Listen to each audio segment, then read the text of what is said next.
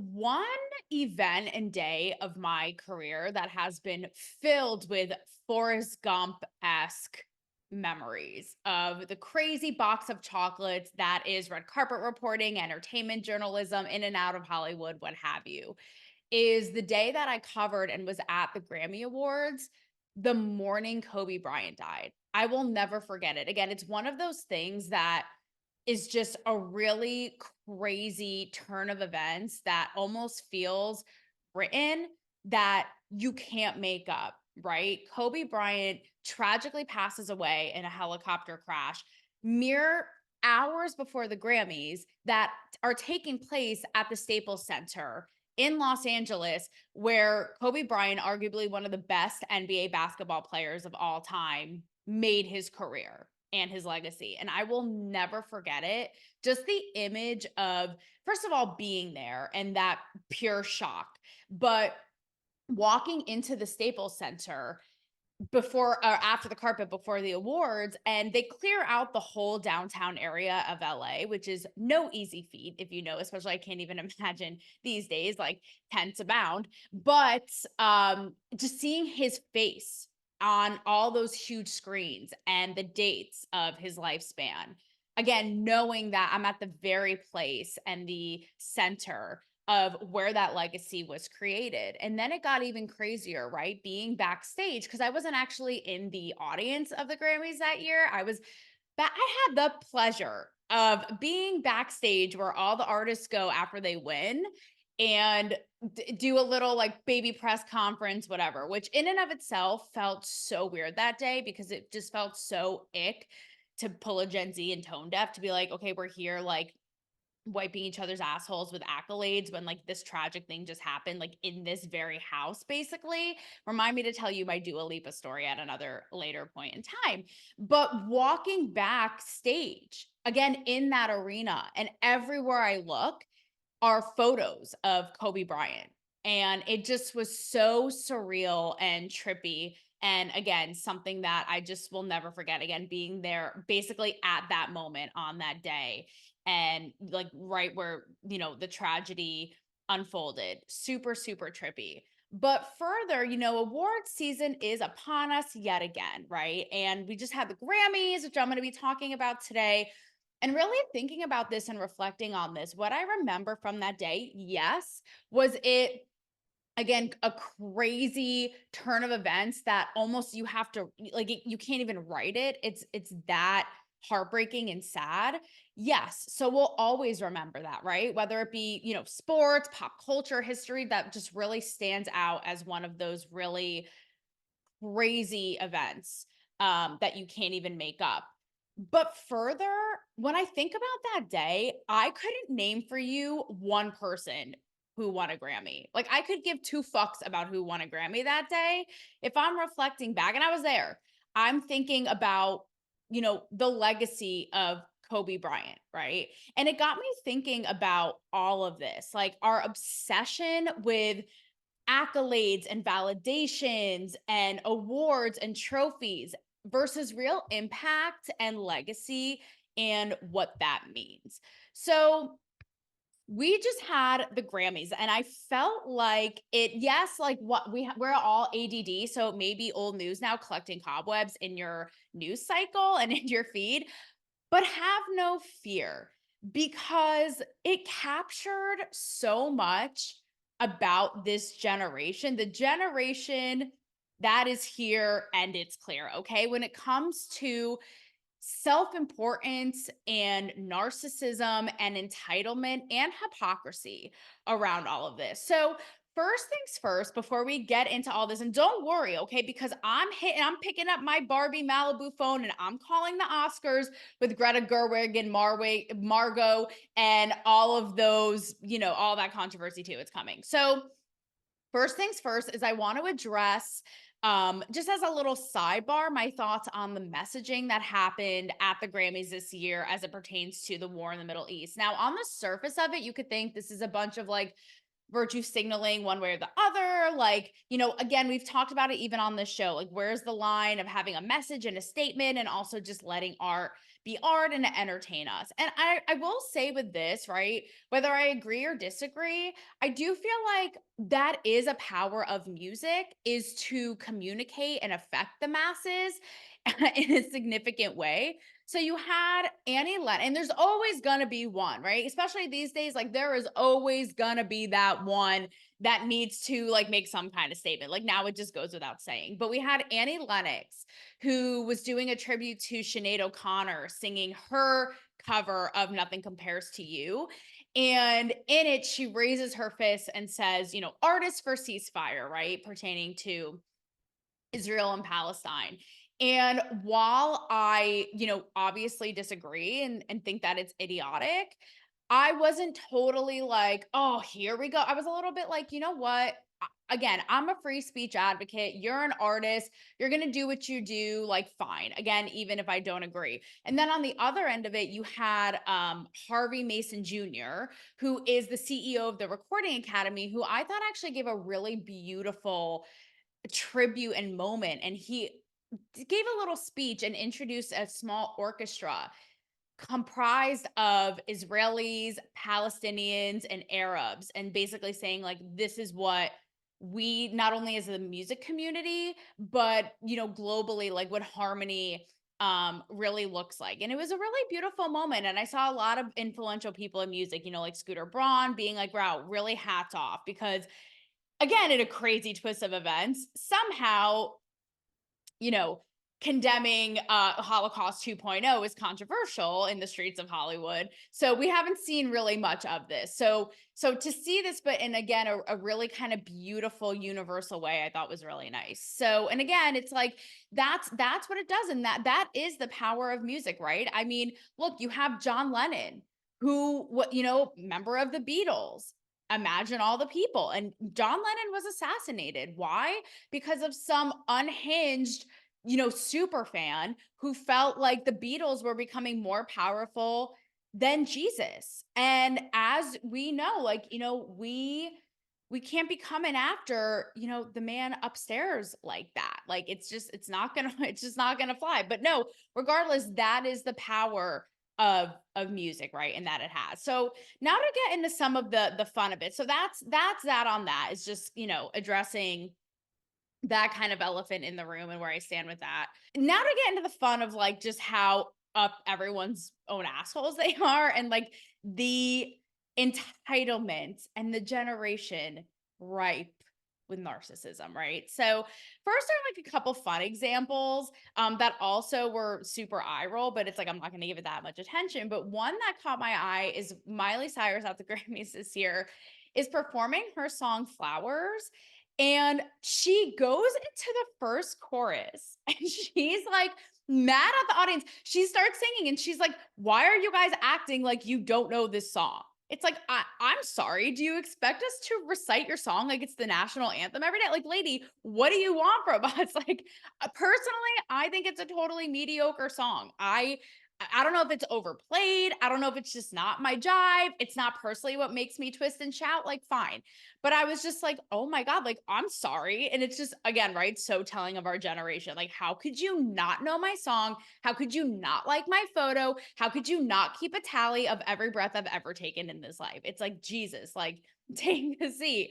The other that caused, wow, my dry state is coming out, that caused over my coffee quite a stir was Who Am I?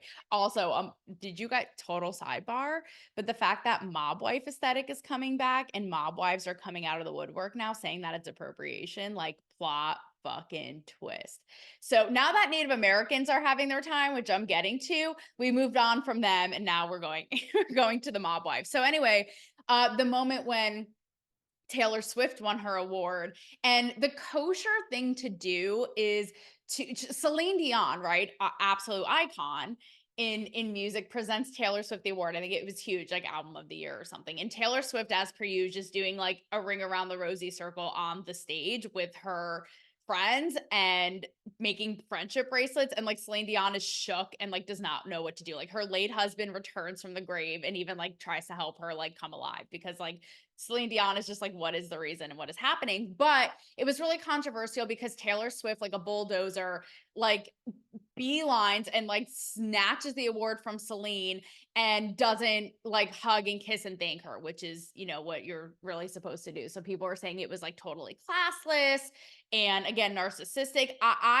Again, Taylor Swift has been around the block. The bitch knows how this goes. So to say she was just so swept up in excitement, like it is winning prom queen, you know, after you had your She's All That makeover, and it's like, oh my God, I never expected this moment. It's like, no, Taylor Swift knows what to do.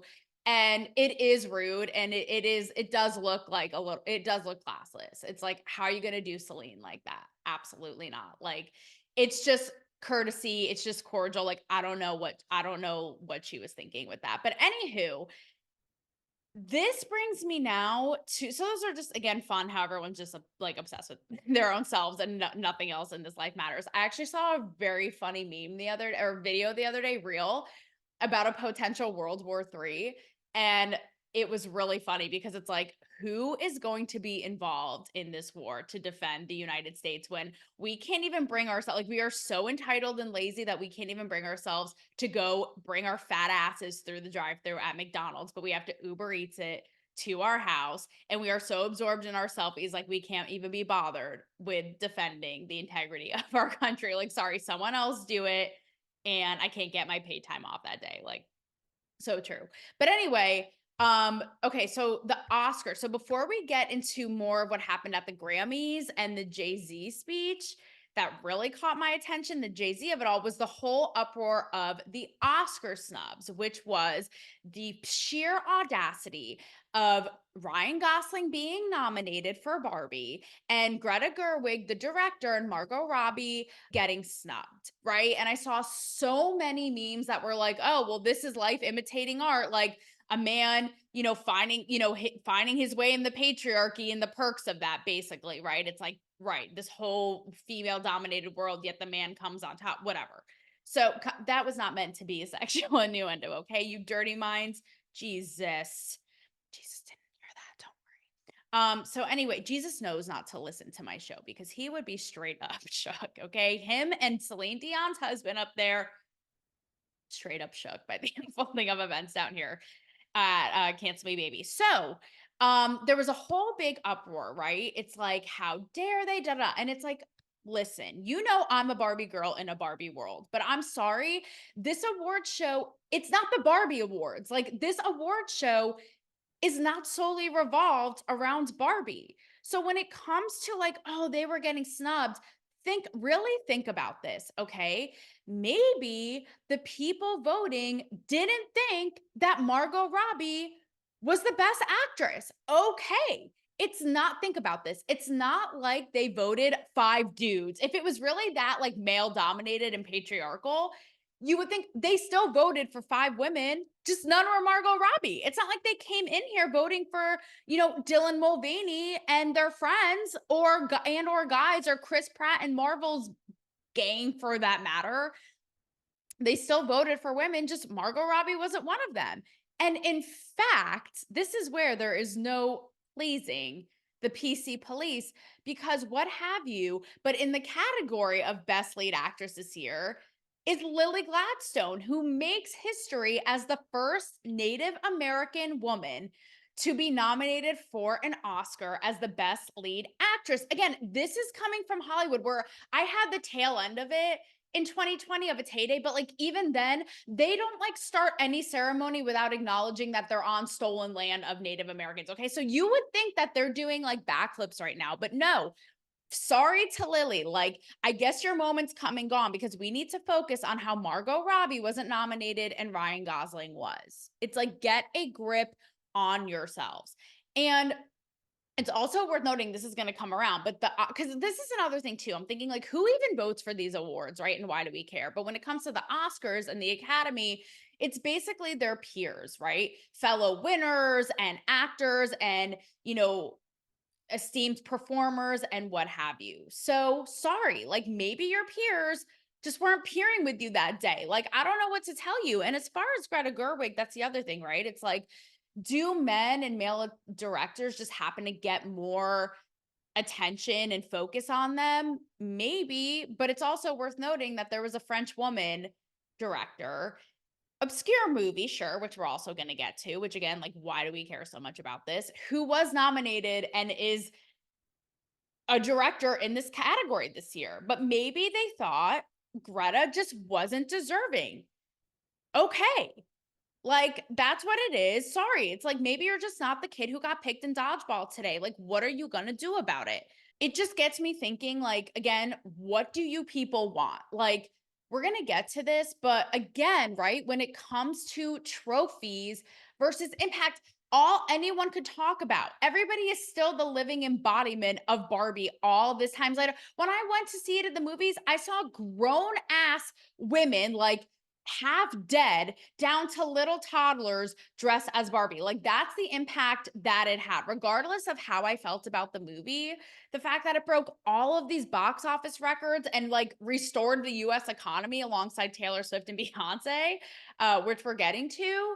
Like, okay, so they weren't nominated. Who gives a fuck? Again, in a time, in a situation where you really can't isolate. It's hard to isolate, like, oh, it's male driven, when again, it's your peers voting for this and they did vote for other women, just not you. Sorry. So this gets me to now Jay-Z, okay? The standout moment for me at the Grammys this past weekend, is when Jay-Z accepted the Dr. Dre Global Impact Award. Just think about that for a second. Like, Global Impact Award. Like, this isn't your high school spelling bee, right? This is a big deal. If you care what the Grammys and the Recording Academy thinks, which apparently Jay-Z really does, or don't you? Like, that's what I need to know. So what I mean by that is he calls out the Grammys while accepting this big impact award, namely because they need to do better, or they need to do, as he says, close to getting it right. Right? Saying that Black artists aren't given the recognition or the accolades they deserve. Like people like DMX, they could have X amount of number one albums, but they never won the album of the year for the Grammys. Now, when it comes to this, is where it's like I poke holes in this, because really it's like the Lily Gladstone thing, the Margot Robbie thing. Like, if you choose to, you could see anything through that lens, right? It's like statistics. Like, you can make statistics bend, twist, and bring it on however you like to fit what you want it to see. Now, is there merit in what he's saying?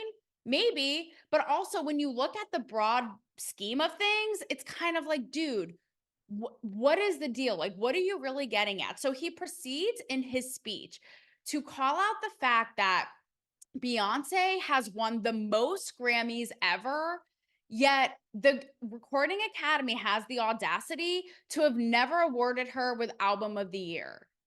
And it's a little bit like, dude, again, what do you want? It's giving participation trophy. It is giving participation trophy. Here's Beyonce, who made history last year in 2023 as the winningest Grammy artist of all time with 32 Grammy wins. But we're going to call out the very establishment awarding me right now for not giving her a single category award. Maybe they never thought that she had the best collective album of the year. So it's just really classless and it's hypocritical. He goes as far as to say, like, throwing other people under the bus. He's like, some of you are going to get robbed and some of you don't even like belong in these categories. Like, you have no place in these categories. It's like, dude, why do you have to go that hard when you and your wife collectively, again, are like the winningest Grammy artists of all time? Like, just what is the reason? But it's also bizarre to me because why do you need validation and the stamp of approval from these people? Like, it just seems really hypocritical to me. If they're so white driven and they're so male driven and they're so narrow minded and archaic and old school, why do you give a fuck what they think then? Like, why even accept the award? Why even show up? Like, you should be like, this doesn't even concern me. Like, why do you want their approval if you can't stand them so much? And it goes for all of these things, right? Like, Oscar's so white and all these things. It's all, again, male driven or white driven. It's like, well, then what do you give a shit what they have to think if you don't align with what they align with, or you don't agree with them, or again, you think that they're old farts? Why do you want their approval so badly? It seems hypocritical to me. And I'm going to give you people who walk the walk, but also, well, one person who's walked the walk, but further, to me, again, what actually really matters. So, funny enough, recently, Oscar nominee, who's an actress, Carrie Mulligan, came out in vain of all this. This is all kind of like the perfect storm of all of this shit unraveling, where she admitted when it comes to the Oscars now that, actors, she says, are 100% lying when they say that they don't care if they're nominated or not. And she's like, they absolutely do. It's so wicked because, you're nominated by your peers and da da da da da. And the Recording Academy, by the way, is similar to, from my understanding, right? And truth be told, this is how much placement I give on awards. I didn't even know who comprised what voting committee until I Googled it 45 minutes ago. Okay. And this is coming from someone who has been at all of these awards in the front row at backstage in the flesh, right? But this just goes to show, like, again, why do we care what this small pool of arguably pretentious and biased people think, right? With like their obscure opinions. But anyway, the Recording Academy is the same thing. It's vetted, performers and instrumentalists and artists and what have you. So, it's all broken down by their own thing, right? The Golden Globes is the HFPA, the Hollywood Foreign Press Association. But that's the other thing I think too with all this. It's like, even all of the, microaggressions, quote, so to speak, aside, you do have the fact that this is a very small group of Hollywood media elitists who are not in touch with the common people. Like, could you imagine, even say politically, right? No matter how profound, no matter how impactful, no matter how many box office records broke or a movie, country music aside, these people over their dead bodies would ever vote or give attention to any like conservative work. So you have that in and of itself, right? Like the bias. So again, it's like, what do you give a shit what they think? But that's what's so wild to me is like, again, you have all of these people obsessed with it, but loathe it at the same time. It's almost like, we talked about like the Regina George metaphor of our lives of Mean Girls coming back and a revival that's infiltrated our space that we did, our safe space here. I know that we did not ask for, but it's almost like trying so hard to get the approval of the mean girl in high school to like your outfit. It's like she's a bitch to you and puts your head in the toilet. So what do you give two shits what she thinks? Again, who's gonna remember who the fuck won a Grammy in 2020 versus the legacy of Kobe Bryant, just in general, right? And it really got me thinking about impact and what matters. So even when you think about the Jay-Z example, right, with Beyonce, again, despite the fact that this woman who is Black has beat every single artist in history to have the most Grammy wins ever. But wow, you guys really fucked up and you got to get it right because she never won this single category. Like, how dare you? The true nerve. But the impact, right? Even this year, she went on the Renaissance tour. Her tour alone was projected to bring in around $4.5 billion for the US economy. And it was reported that, again, these are all stats, so who really knows, but that her concert goers on average spent $300 more per person, like going to the show, than a Swiftie. If that doesn't say it all, I don't know what does, right? So again, it's like that's impact. Like, who gives a flying fuck that Beyonce never won a random category of an award that, again, we should take with a grain of salt anyway? I even think about like when it pertains to kind of like my sphere of work, right? When it comes to, thought and talk shows and what have you, we just found out the news of Joe Rogan straight hustling Spotify in the deal of the century, in which they renewed him for a $250 million deal. But not only that, it's almost unheard of. It's non exclusive. So not only is he making more money than God, people are able to find him on Spotify and beyond, Apple, Amazon, what have you. Unheard of. Joe Rogan, arguably, again, regardless, I'm not like the biggest Joe Rogan stan because I have a life to lead and I can't sit around for 3, 4 hours listening to a conversation about like beluga whales. But I won't argue or dispute that he's a fucking icon, right? And what he's done is iconic and obviously has massive global impact. I don't see this guy winning any awards, right? Meanwhile, you have people like John Oliver, who I've interviewed, who wins the Emmy for his late night show every single year. I've interviewed him at Emmys after parties. And to me, it's like big whoop. Like, I personally am not a big John Oliver fan, but again, it's like, how are you going to measure real impact? I also think about all of the iconic staples in our zeitgeist, in pop culture, in media, in art, in history for that matter, that perhaps never received any accolades, yet everyone who's ever walked this side of the earth knows who they are. I mean, one of my favorite examples is Van Gogh, arguably the famous artist in the world. And when he was alive, no one bought his paintings. The only one who gave a shit about his paintings and bought them was his own brother, Theo. Right now, like, if you don't know who Van Gogh is, I'm genuinely concerned for your mental well-being. Like, step away from TikTok and like, let's do this, right? But for that matter, let's look at Oscars, right? Tell me if you don't know any of these iconic movies, right? Again, staples, but maybe they didn't win the accolades. So you have some of the people in this one that I Googled either weren't even nominated, period, or did not win Best Picture, right? So you have Rebel Without a Cause. These are just some. The Good, the Bad, and the Ugly, Clint Eastwood. What's the good, the bad, and the ugly is just now like it's a common phrase even in our vernacular, right? It's just like a common like slang. That's how iconic it is. Shawshank Redemption, okay? Like if you don't hear Morgan Freeman, I hope in your dreams every night, who will save your soul, as Joel said, okay? It's a Wonderful Life and Stand By Me. Those are just some.